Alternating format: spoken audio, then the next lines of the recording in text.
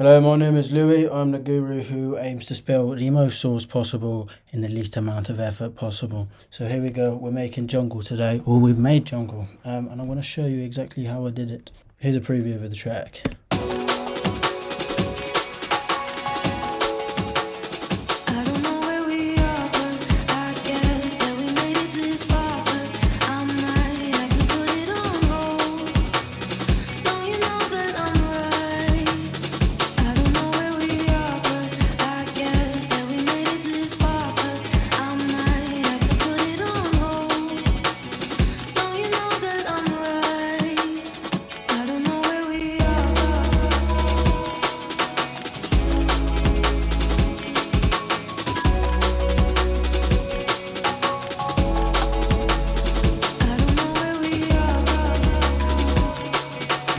Okay, that's enough of that. First thing you're probably asking is where the fuck is the vocal from? Well, the vocal is ripped from a song that I found on Spotify.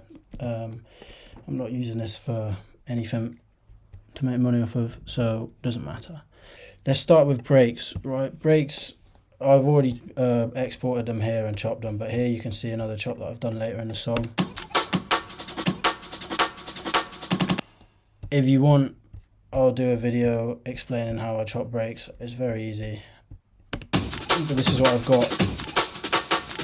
As you can see, it's two breaks layered over each other.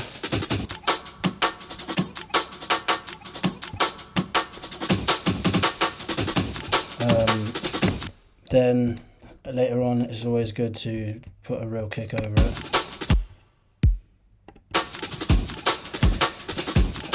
Not doing too much to them. Got an EQ here on this one, just taking out the lows, probably doing it on the same one as well, and then just saturating them. Yeah, here as you can see,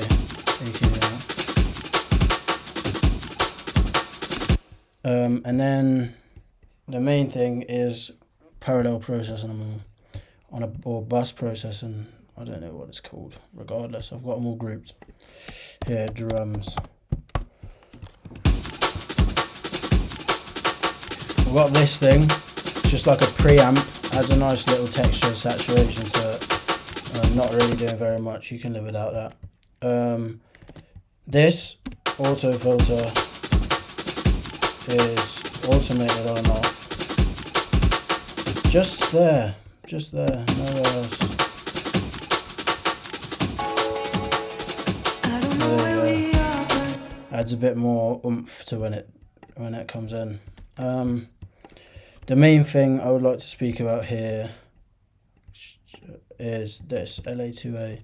You can get these for free online, fairly easy, but what this is doing is compressing the signal.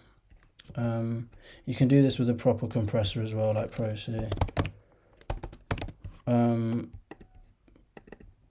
or just Ableton stock, FL stock, whatever you use.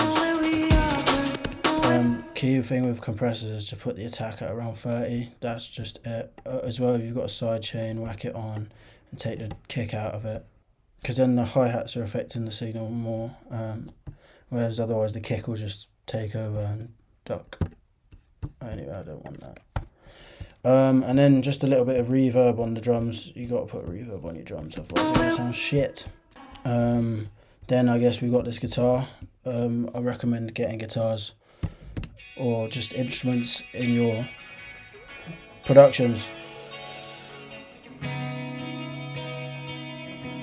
because it gives it that natural feel to it. Even for dance music, it's good to have the organic instrumentation. And if you think, oh, I don't want to learn an instrument, it's going to take ages, one, you won't regret it. Two, you're going to spend so long digging for samples anyway that you may as well just learn how to make your own. I mean, this is terrible playing. I'm not very good at guitar at all. But what Ableton does is you've got this nice feature where you can quantize the old clips. There. I got a guitar part here that doesn't fit. This part here is not quantized. It sounds very off. It's probably some of the worst playing I've done. But what this is I knew it was bad. Couldn't be bothered to re-record it. So therefore, I've just brought it back in the mix. And washed it out quite a lot with some reverb. Makes it sound quite wishy-washy. Sounds like it doesn't need to be perfect. So as you come in, the drums come in out before the drop, and then as it drops, it explodes with this pad here. You've got the same one here at the start, but as it drops, and this pad is good because it's got this little stereo on it. Just turn the width up. These kilohertz plugins are free.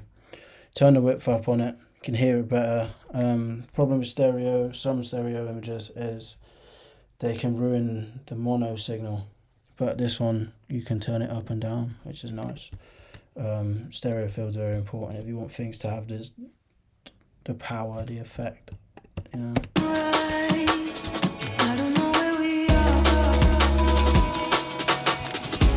Next thing that jumps out to me is this. So this was from Omnisphere. Omnisphere is good if you want synth sounding sounds that also have a lot of texture to them.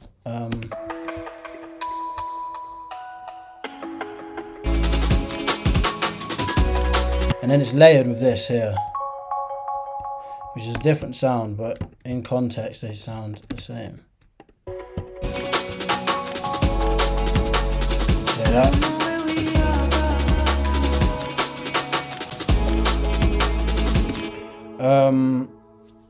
You can get all of these plugins online.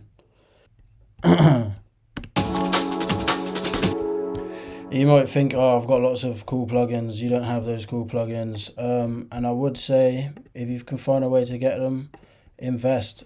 A lot of these people will tell you, oh, you don't need cool plugins to make cool tunes. It's true, you don't. But what you want is a sound, and you want a certain sound that you're not going to get with Ableton stock plugins, or it's going to be hard to. Just get the plugins. Just get the plugins, bro. Honestly. Obviously, if you're just starting out and you've not got very much proficiency with your DAW, then yeah, don't get the plugins. Just learn how to use the DAW first. But it's going to hold you back not having the cool shit. Oh yeah, layer and breaks. I've already spoken a little bit about the breaks, but it's very important to layer them. Just makes them sound very interesting, you know. And you can layer them so that the snares and the kicks are hitting at the same place, and that works very well. Adds a bit more depth to the break. But also, you can layer them, which I'll show you in a different tune another date. You can layer them where the snares sort of bounce off of each other. They're not in sync. Or I don't know, forget the word for it. Syncopated. I think that's the word. Man, I don't fucking know what I'm doing. The bass sound, very, very simple. This will just be a square. Oh, no. Okay, whatever it is, yeah. Oh, you don't need to do all that crazy shit that I've done with it. I'm just, I think I did this for a bit more harmonics. I have no idea what that does. Oh, okay. That's a bit of an attack to it here on this envelope. Just drag and drop it there. And then obviously the filter's taken out all the high end because I've got this layer here. That's where all your weight's coming from. It's very important that you don't just keep your basses and your low sounds on the low end, because otherwise they're not going to have enough presence. So here's a lot different. I think okay, it's just a triangle. Done the same thing, turned it into a sub. But then I take the sub frequencies out of it. So I'm just working with the harmonics here. Saturated it. Added a bit of erosion. With these saturators, like, just click through here, find one that you like, turn it up. Don't turn it up too much, but it just depends. It's situational for your song. And then this, that was to take out that harmonic there, because I don't like it. These chords are all very, very simple.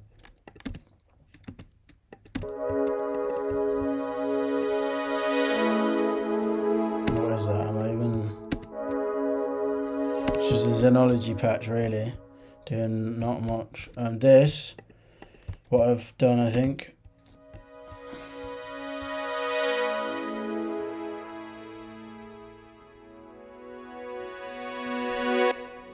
Okay, so all that is this utility here with the gain. And I'm automating it up, down, up, stop. It's just in the context of the song, it adds a bit more depth, a bit more variation.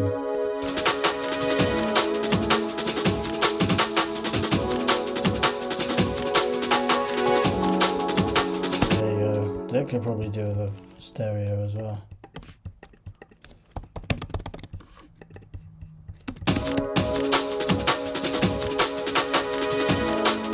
Oh wow, so much better.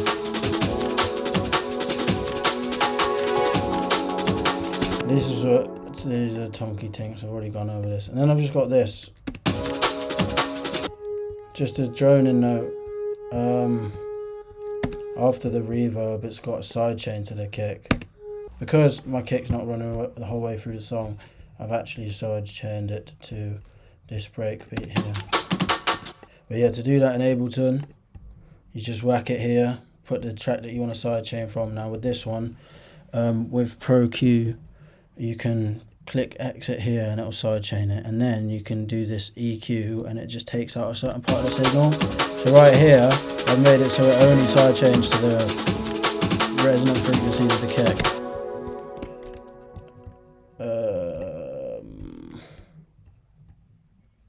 So then it just ducks it like this. It's good just to, if you think anything could have a sidechain on it, you may as well. Just adds a bit more woohoo. Bit more going on to the track, you know what I mean? Anyway, what else should I explain? Oh yeah, this one, I like this one.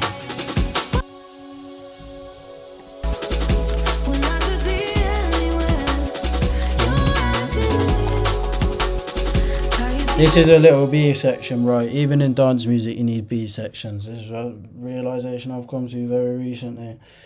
Otherwise, your song is just going to sound so boring, so lifeless, so same.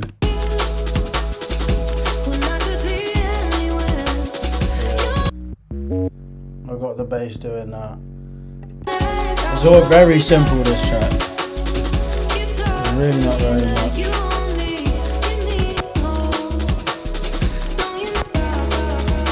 And then after that, it breaks down a bit.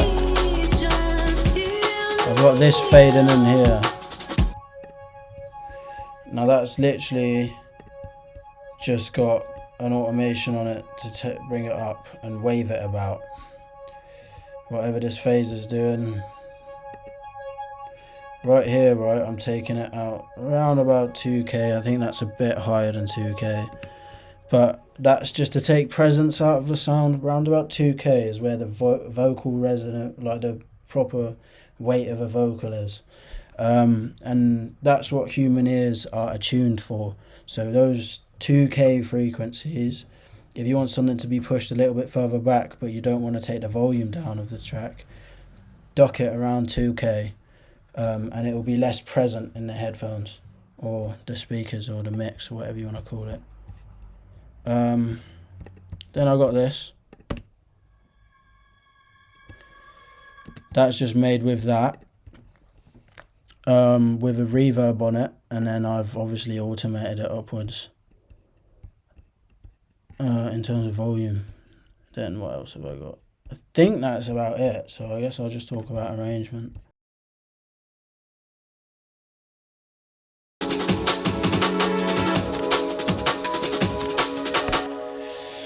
What I'm doing right here is introducing these layers, because these are fundamental throughout the track. They're like the thing that you remember, really, that's not the vocal.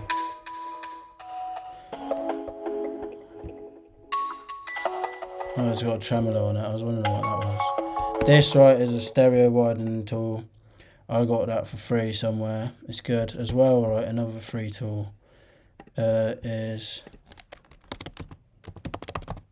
this one, Bass Clef Easy Washout. If you've heard of Endless Smile, this is the exact same thing. It's just an Ableton patch.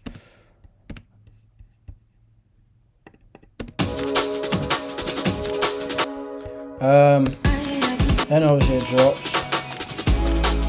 It's a good idea before your drops to bring some elements out, otherwise it's not going to add so much weight to your drop. So as you can see, the bass comes out here. I haven't actually recorded that in properly. I've literally just chopped the sample over and over this guitar here, sorry.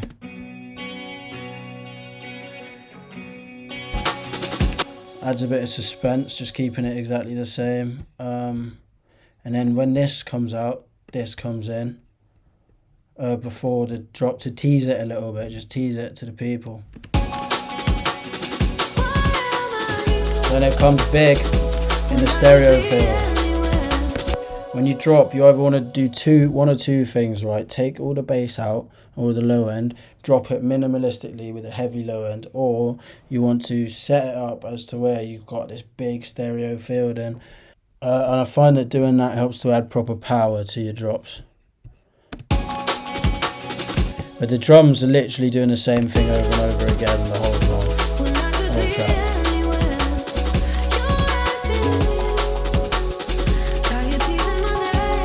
With these B sections, right, you've got to prepare the listener for them. Otherwise it's not going to sound too natural. I mean, you don't have to. It depends on the context of your song, I guess. But yeah, here I'm adding a bit of suspense before that. You can do that in many ways.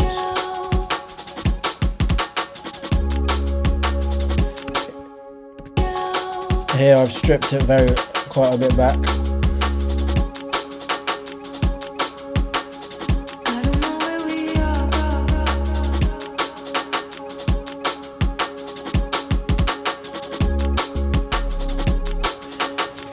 This is teasing this here very slowly, and you know.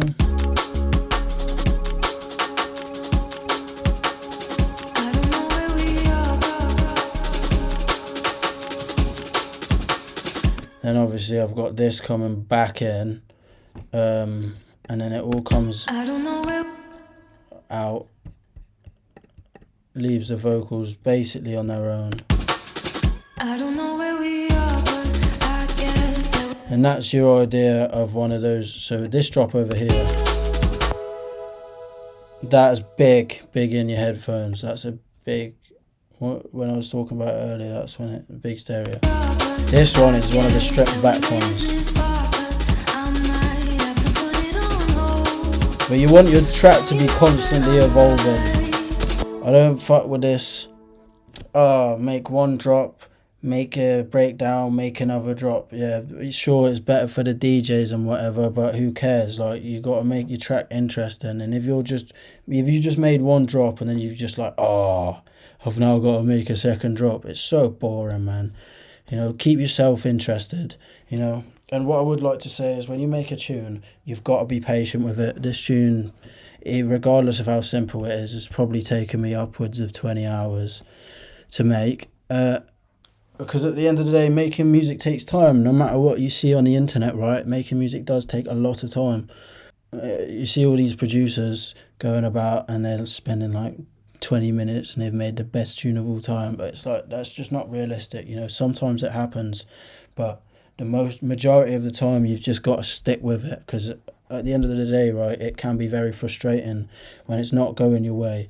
But you've just got to push on through, because when you get to that final result and you've done your experimentation, testing different things, and you listen to your final tune or the final version of your tune or like a later version of your tune, and you think, yeah, this is good, you know, that's what you do it for. Or at least that's what I do it for, you know.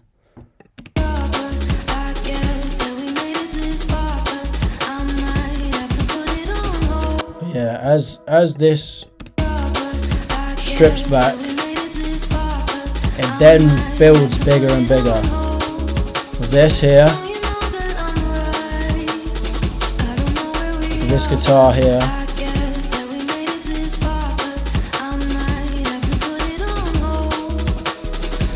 and that's another one of them swells.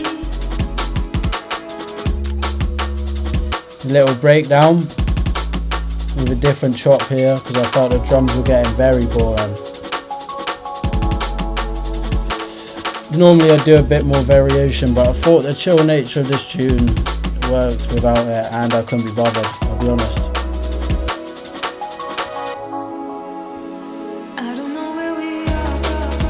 I've got you this, right, so as you can tell, I'm not really using any risers with this tune. I'm sort of just doing the same impact without them. So that comes from these swells here. But also taking out, taking out stuff and then adding more stuff back in. Because what does a riser do? It signifies to the listener that something's coming up. Right here, I've got this vocal before, and it's signifying that something's about to happen. If your arrangement is just block, block, block, it's not gonna be so interesting. Even if you've got all the risers and stuff in there, you know, you need to get things feeding out and feeding in of each other. Like a 16 bar, evolve it over the course of the 16 bars, then feed it in and out. That's my little arrangement tip for you. And keep it interesting, man. Just try not to revisit old stuff too often. Like right here, it goes back to this chorus over here. I don't know where we are. But that's the best part of the song, I think. I have added as well this element, yeah, this is not in this part of the tune. And that's just a little throwback to the start, you know. It ties it all together, signifies that the song's about to unfortunately end, because let's be honest, the listeners are going to want more. I'm joking. I don't know where we are.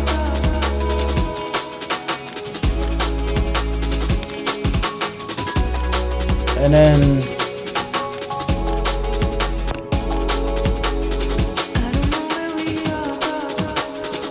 to stop it all, just goes back to basically the same as the start, you know, bringing the energy back down.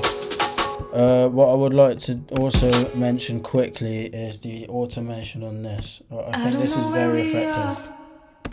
Sorry, this. So what I've got is 2 tracks here. This one has the delay on it. I don't know where we are. And it sets it in, and then it's receiving from this vocal track here.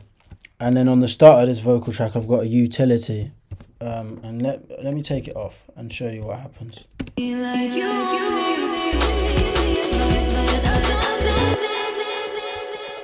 As you can see, what it's doing is changing, or attenuating, I like that word, attenuating, when this track is actually feeding into this track effectively, into this delay track. When this vocal track is actually feeding into this delay track effectively. Fucking hell. I need to get better at explaining things. I will get better. This is my first video, right? But I got lots of sauce to spill. And I will keep doing it. Just because I feel like I need to be doing something with my life, you know? Maybe I can make a little bit of a difference here. Not doing anything with these tunes anyway. Fuck being a DJ. I like making music. So that's about it. This is a very, very stripped back tune. Partly due to the fact that I couldn't be bothered to keep spending more time on it, but also it works. So I allowed myself that pleasure. Maybe I'll talk about the master real quickly. I haven't done very much on the master. This preset is called Default Master, which is because I just drag and drop it onto anything, and I don't really know how to master. So yeah, but what I can say is, there's my mastering chain, EQ, compressor, multiband compressor, saturator, and then a rule of thumb, right, is to just clip the peaks off slightly before you limit it. Now this trick with this limiter, right, watch this. What this does, right, this 1-to-1 button here, is it means the output level remains the same, so you can test where it actually starts to clip. So realistically, right, well, that's clearly clipping a little bit, but realistically I could push it much further than I was. As I say, I'll just chuck this master on very quickly for the purpose of this video. Regardless, this is my first video. Thank you for watching. I will be trying my best to get better at this, and hopefully spill as much sauce as I possibly can in the future. Just because it makes me feel better about myself doing something with this hobby that I've been doing for the past fucking 7 years. So yeah, if you liked the video, thank you. If you didn't, fuck off.